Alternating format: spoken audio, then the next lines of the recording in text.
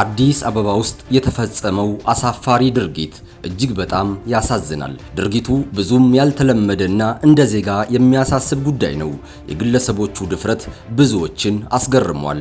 ነገሩን በፍጹም አቅልሎ ማየት አይገባም። እነዚህ ወጣቶች በመሃል ከተማ በድፍረት ያደረጉት ነገር ለማመን የሚከብድ ነው። ፖሊስ ግለሰቦቹን በቁጥጥር ስር ማዋሉን ገልጾ ጥብቅ ማስጠንቀቂያም ሰጥቷል። ለመሆኑ ወጣቶቹ ያደረጉት ነገር ምንድነው?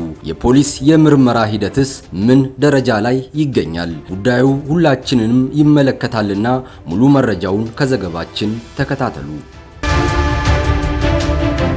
ተጠርጣሪዎቹ የስርቆት ወንጀሉን ሲፈጽሙ የነበረው በለሚ ኩራ ክፍለ ከተማ ወረዳ 8 ሲኤምሲ አካባቢ ነው። የሲኤምሲ አካባቢ ፖሊስ ጣቢያ ወንጀል መርማሪ ዋና ሳጅን ፋሲካው ደስታው ተጠርጣሪዎቹ በአካባቢው ተተክሎ የነበረ የመንገድ ላይ ትራፊክ ምልክት ነቅለው ይዘው ሲሄዱ በወንጀል መከላከል ስራ ላይ በነበሩ የፖሊስ አባላት እጅ ከፍንጅ ተይዘው በምርመራ ማጣራት 5 የደረቅ ቆሻሻ መጣያ የብረት ሳጥኖችን እንደሰረቁና የተሰረቀውን ንብረት ሲገዙ የነበሩ ግለሰቦችን ጭምር ተይዘው ምርመራ ይጣራባቸው ይገኛል ሲሉ ተናግረዋል። መንገድ ላይ ተቀምጦ አገልግሎት የነበሩ ብዛታቸው 05 የሆኑ ዴስቲቪኖች የቆሻሻ ማስቀመጫ ዴስቲቪኖችን ሰርቀን ወስደን 3ኛ 4ኛ እና 5ኛ ተጠርጣሪ ይሸጠናል ብለው አመኑ። በዚህ መሰረት እነሱ ባመኑት መሰረት ቦታውንም እናሳያለን ብለው ያመኑ በመሆኑ በዛ መሰረት ፖሊስ አብሮ በመሄድ 3ኛ 4ኛ እና 5ኛ ተጠርጣሪ ቆሻሻ ቆራሊ በሚሰሩበት ቤት ውስጥ ደብቅ የተገኙ ሲሆንና ተቀባዮቹ ሆም ብለው ነው ያወቁ ነው የመንግስት መሰረተ ልማት መሆኑን ጽሁፍ አለው ሁሉ አለው ያወቁ እየገዙ ስለሆነ እነሱ ላይም ጠበቅ ያለ እርምጃ ለመውሰድ ምርመራ እያጣራ ነው የምንገኘው። በመሰረተ ልማቶች ላይ የሚፈጸሙ ወንጀሎች የህዝብን አገልግሎት የሚያሳጡ እድገትን የሚያሰናክሉ በመሆናቸው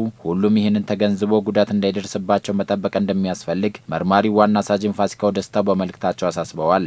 እነዚህ ሁሉ ንብረት ሲሰረቅ ህብረተሰቡ አያይ ማለት የለም። ከህብረተሰቡ የተሰወረ ነገር የለምና ህብረተሰቡ እንደራሱ ንብረት አይቶ ኬብልም ሲነቀል መንገድ ዳር የተቀመጡ የቆሻሻ ማስቀመጫዎችም ሆነ ሌሎች ነገሩ ሲሰረቁ ለፖሊስም ሆነ ለሚመለከተው አካል ጥቆማ ሰጥቶ ተጠርጣሪዎች በቁጥጥር ስር እንዲውሉ ቢያደርግ ይህንን ባህል ቢያደርግ ህብረተሰቡ ብዬ ነው ማስተላለፍ።